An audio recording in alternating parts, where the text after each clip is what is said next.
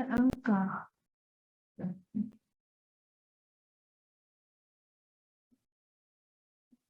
Sheryl Syafa. Hadir, Miss. Kecil suaranya. Mayang. Mayang. Wifi-nya error, Miss. Siapa? Yang error siapa? Mayang. Ini agama di baru masuk.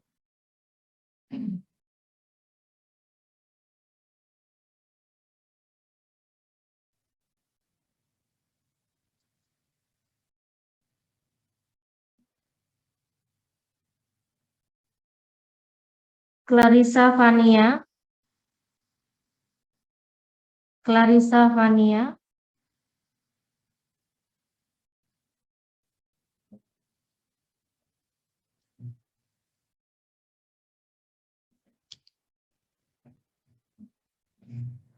Ezra.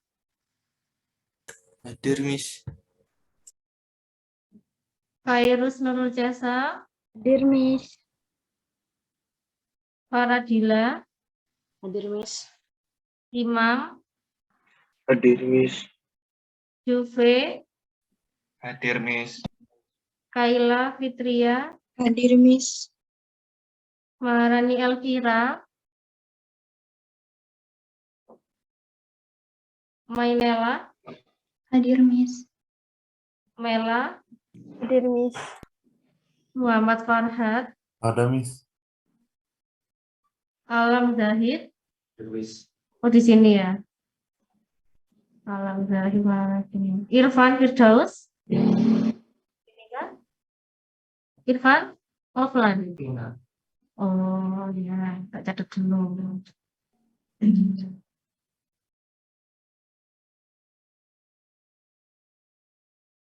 Irfan Firdaus. Nabila Ananda. Hadir, Miss. Nabila Pranadita ada ya di sini ya. Nadila Lovina. Lovina ada?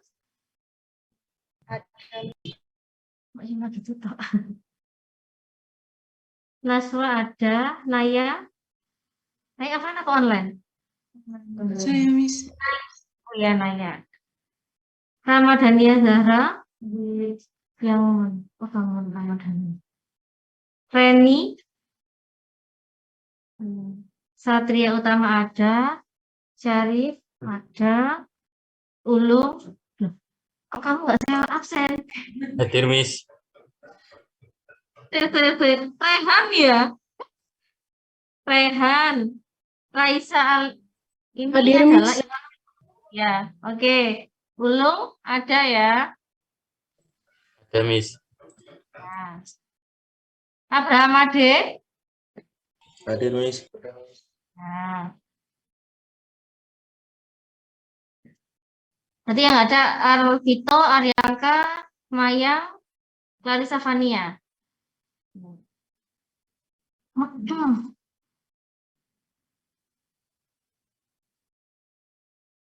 Kalian sering nggak sih menggunakan quote-quote di apa ya, di postingan kalian di Instagram dan sebagainya gitu? Sering nggak? Sering banget. Sering, Miss. Kadang yang sering itu upload foto selfie gitu ya, bawahnya quote-nya siapa yang agak nyambung gitu, itu kayak itu yang sering ya. Nah, quote itu sebenarnya sama kayak dengan kutipan yang sekarang kalian pelajari. Saya kan semester 1 udah janji ya, saya mau ngajari kalian tentang membuat kutipan gitu.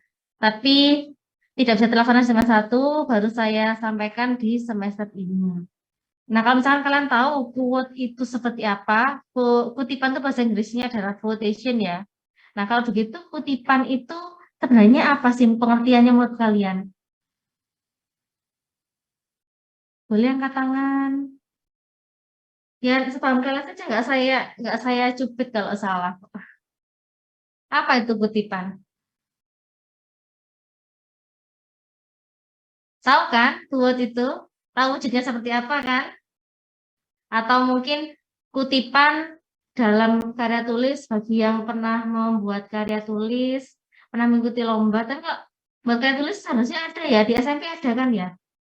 Karya tulis ada enggak di SMP? Lupa. Hah? Ekskulnya ya. Oh, berarti pernah ya? Ya. Apa itu kutipan? Penggalan dari sebuah kalimat, Miss. Kutipan-kutip. Kenapa? Iya, penggalan dari sebuah kalimat. Penggalan dari sebuah kalimat. Nah, penggalan itu diapakan, Abraham? Dijadikan kutipan itu, Miss. Kemudian Intinya gitu, Miss. dimasuki karya kita seperti itu. Iya, kayak dirangkum Ya. gitu. Oh ya. Dirangkum bisa. Kalau misalkan langsung kita kopas gitu bisa enggak kalau kutipan itu? Bisa ya. Berarti bisa dirangkum, bisa kopas gitu. Dari karya orang lain kita ambil alih di karya kita gitu. Oke. Kalau gitu apa bedanya antara kopas dengan mengutip?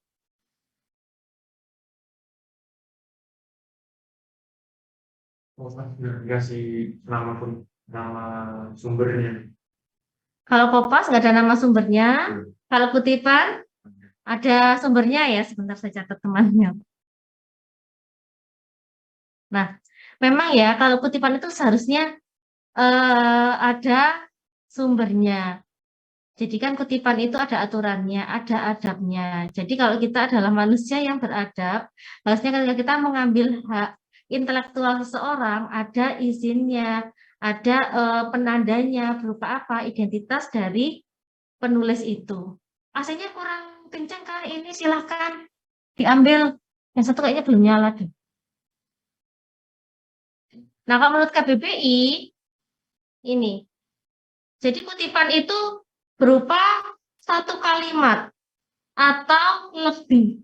Nah, kalau misalkan cuma satu kata, satu frasa, atau satu klausa saja, itu masih belum bisa kita masukkan sebagai kutipan, karena belum jelas maknanya apa. Kan kalau kita mengutip itu sudah ada maknanya ya. Kita ada maksudnya kan mengutip itu apa. Gitu, misalkan kita ingin mengatakan bahwa pembelajaran selama pandemi itu kurang bermakna, itu maknanya kan.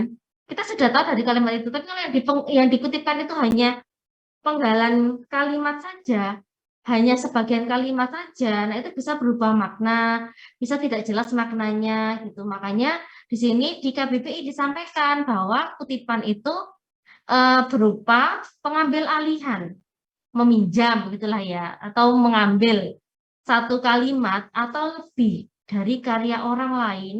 Nah, tapi ada tujuannya. Kalau misalkan kalian membuat tugas cari di internet, langsung dikopas-kopas-kopas, nah seperti itu, berarti itu tujuannya bukan tujuan mengutip.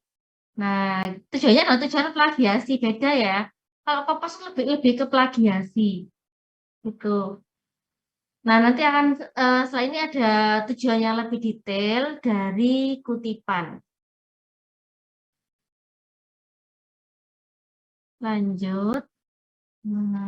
Ini yang lebih detail ada fungsi dari kutipan, yaitu mendukung fakta atau konsep. Misalkan gini, kalian telah melakukan sebuah penelitian. Kemudian dari penelitian kalian, ya tadi ya saya bahas tentang pandemi ya, penelitian sama pandemi. Sampel kalian adalah kelas 12 di SMA BSS gitu. Bagaimana sih berjalannya pembelajaran di SMA BSS selama pandemi ini gitu. Nah, ternyata data menunjukkan bahwa pembelajaran 75% berjalan kurang apa ya?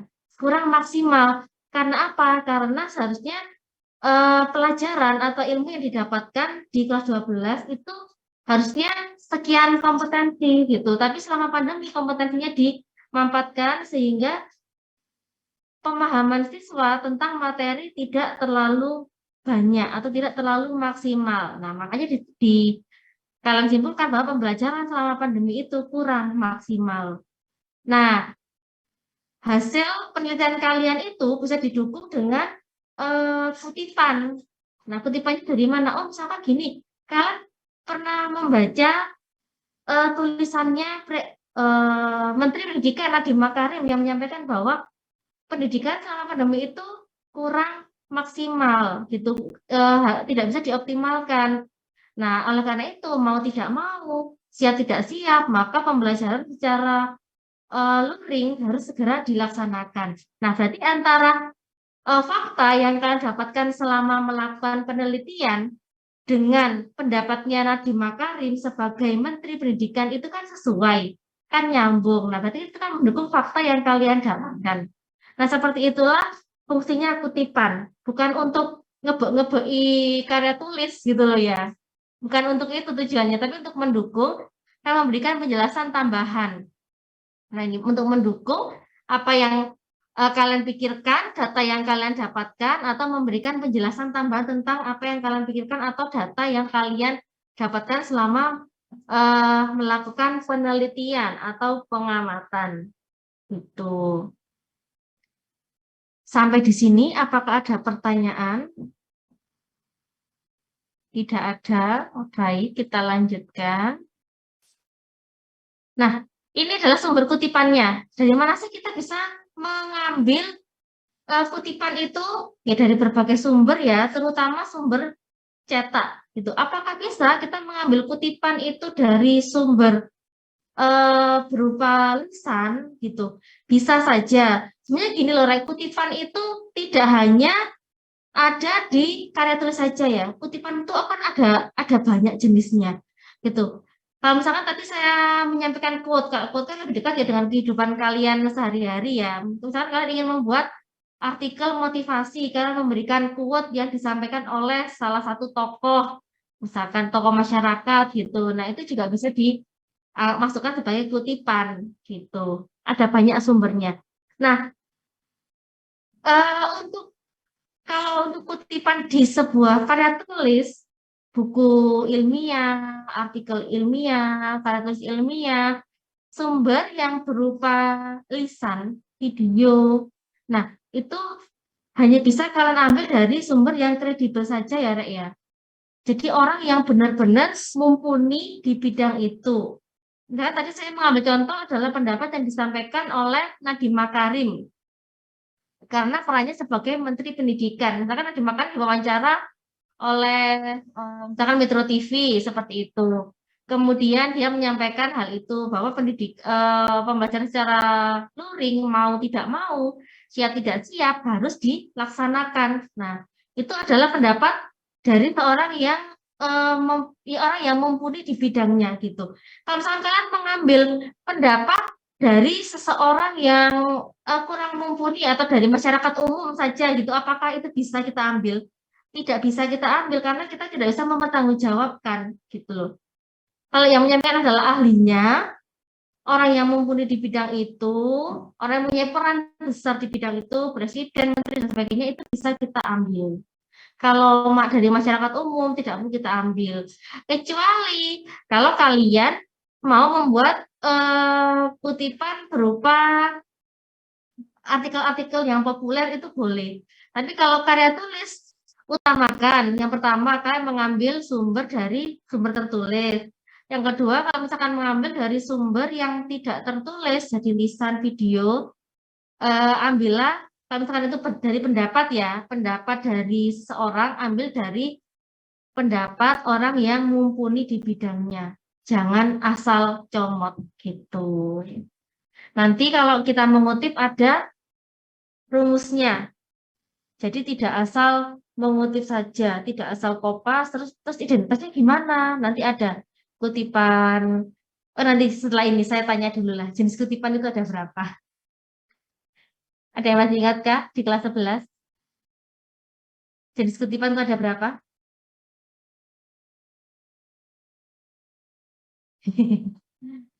Sudah lupa kah? Sama Dania? Satu pun tidak ingat.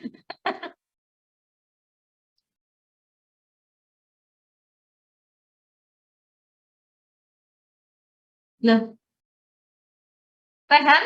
Mesam-mesem Rehan iki. Hah? Tahu. Lo kok enggak tahu itu materi kelas 11 loh. Yang di rumah ada berapa jenis kutipan, Rek? Banyak kan kok baru masuk.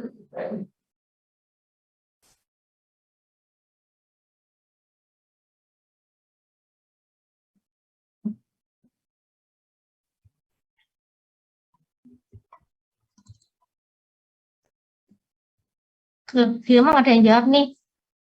Resa, lihat ada berapa jenis kutipan? Materi kelas 11.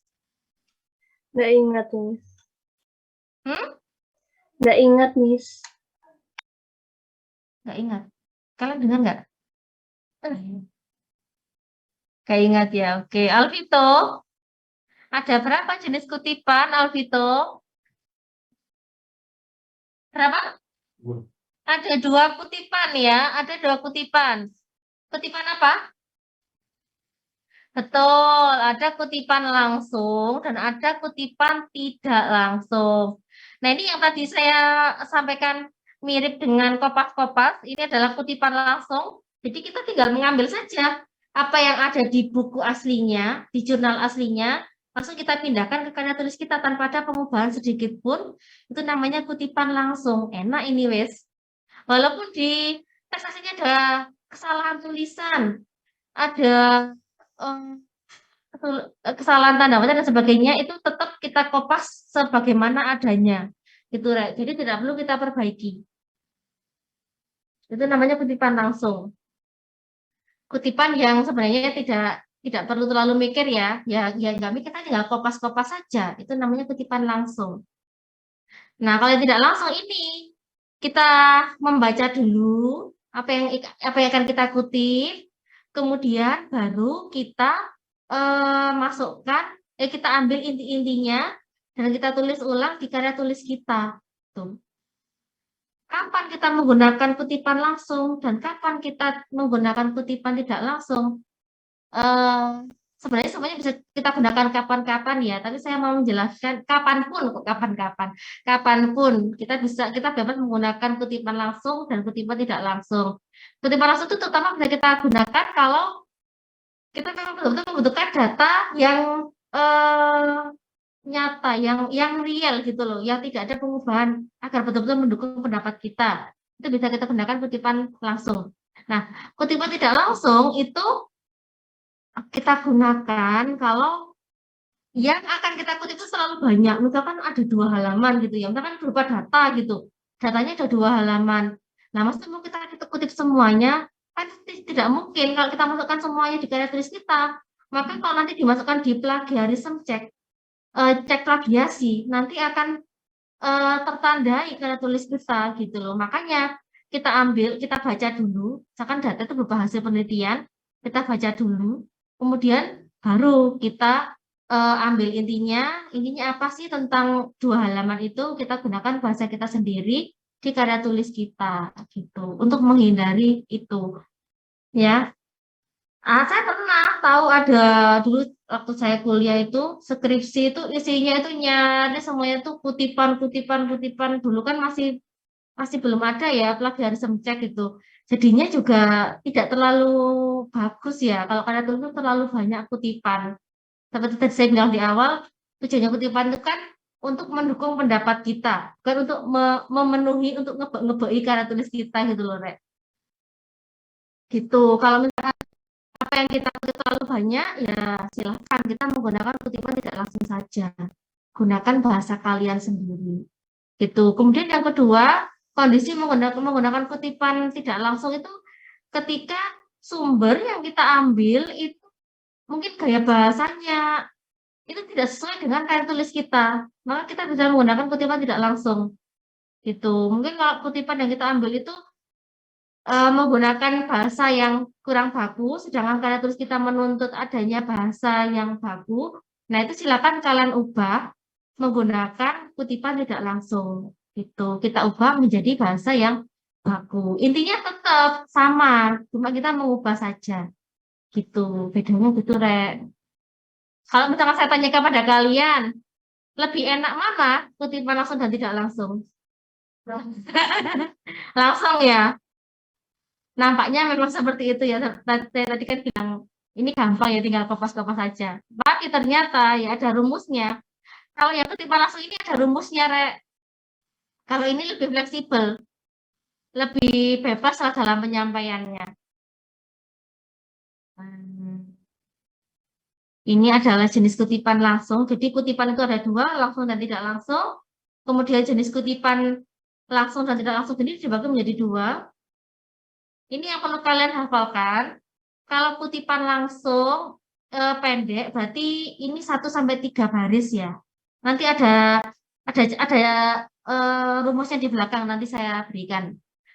Berarti intinya dia kurang dari 4 baris. Kalau kutipan panjang berarti lebih 4 baris ke atas.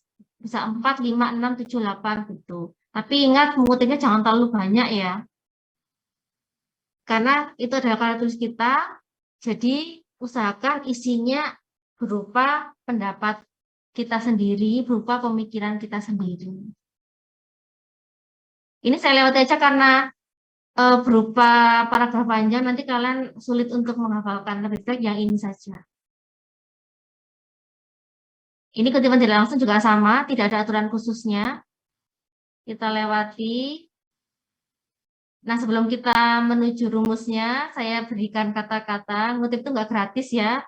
Itu adalah hasil karya seseorang, hak intelektual seseorang. Kalau kita ingin mengutip, ingin mengambil idenya, maka untuk penghargaan kita kepada orang yang telah membuat kata-kata itu, membuat pemikiran itu, ya harus memperhatikan aturan yang ada, menyertakan nama, kemudian tahun terbitnya, dan nomor halamannya.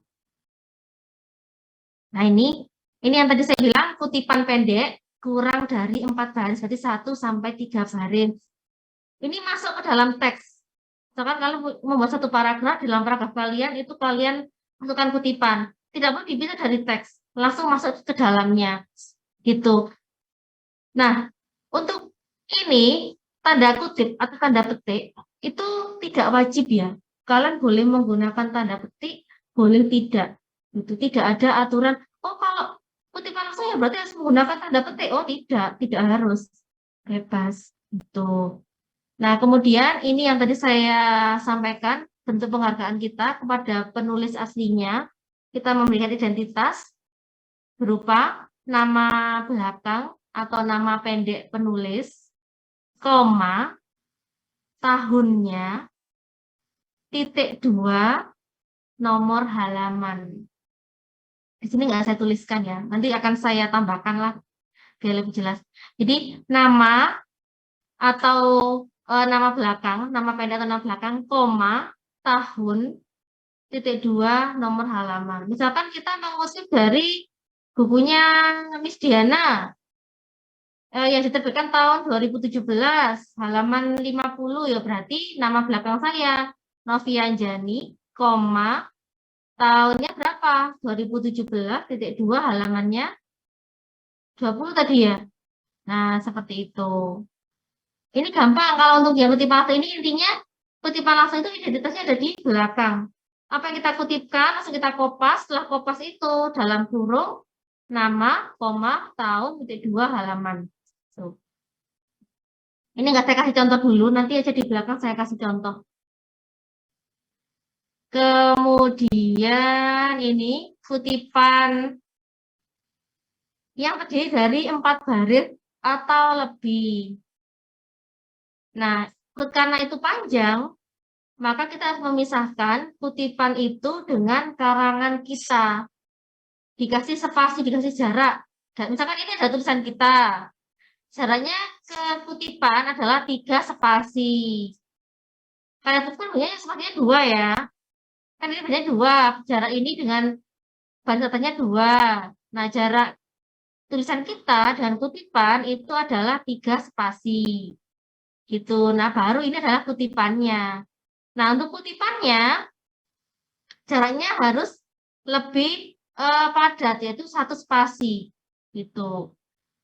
Kenapa seperti itu? Ya memang seperti itu, aturannya sudah dari sononya gitu. Seperti itu saja kah? Tidak.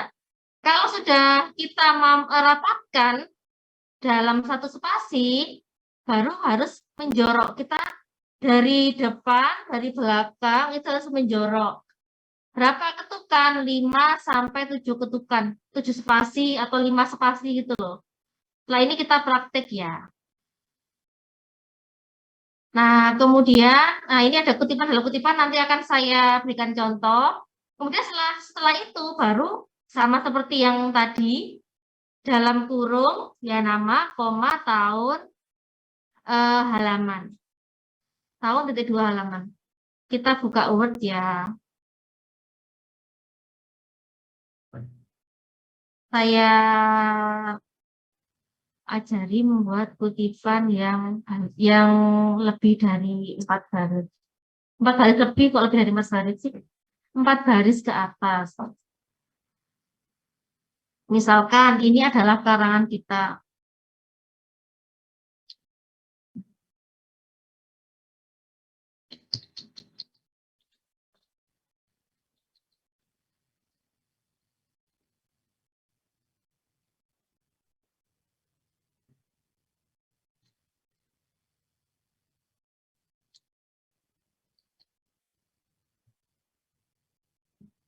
Kok adanya besar ya?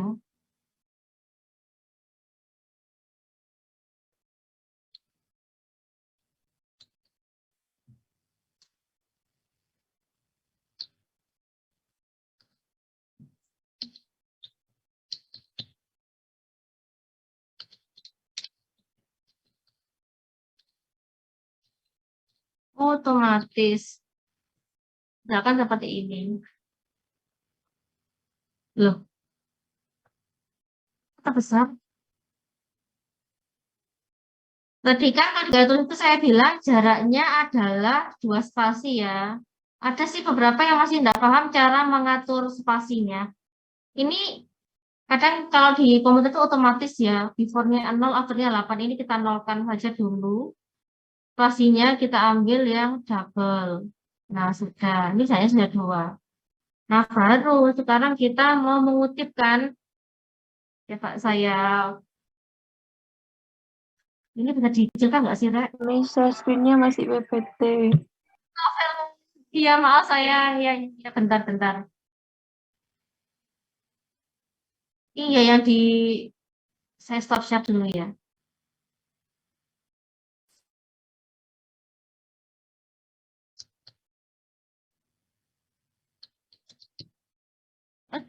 Asal aja ya, kepasnya ya.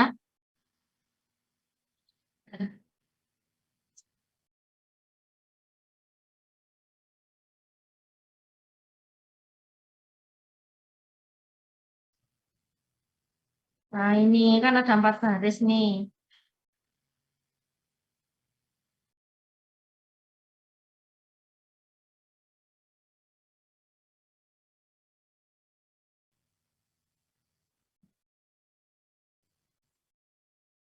Saya nggak bisa diklik, Rek, screen-nya.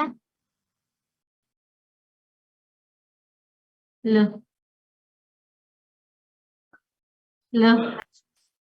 screen-nya nggak bisa diklik.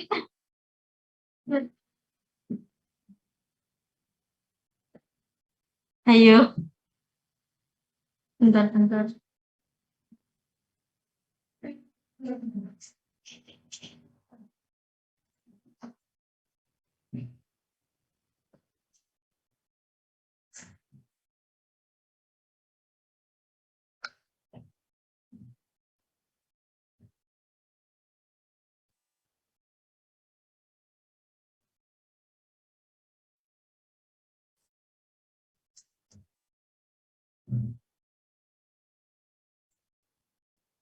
Saya nggak bisa share screen ya.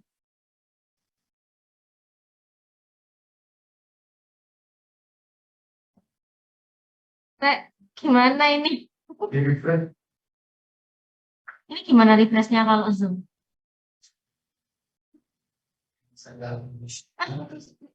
Oh iya. Kenapa? Nggak apa?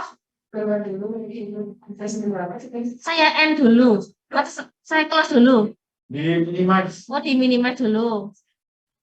Sudah? Yang word gitu.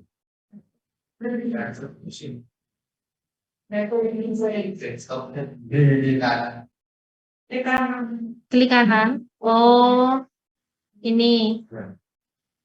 Bismillahirrahmanirrahim.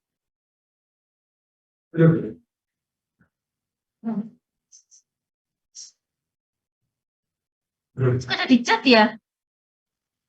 Ya Allah. Apa ini? Oh, ya. Yang di rumah saya nggak bisa share screen nih, gimana dong?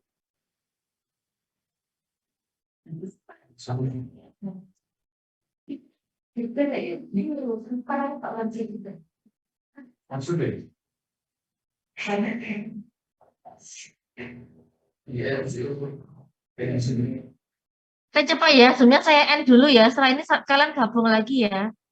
Coba.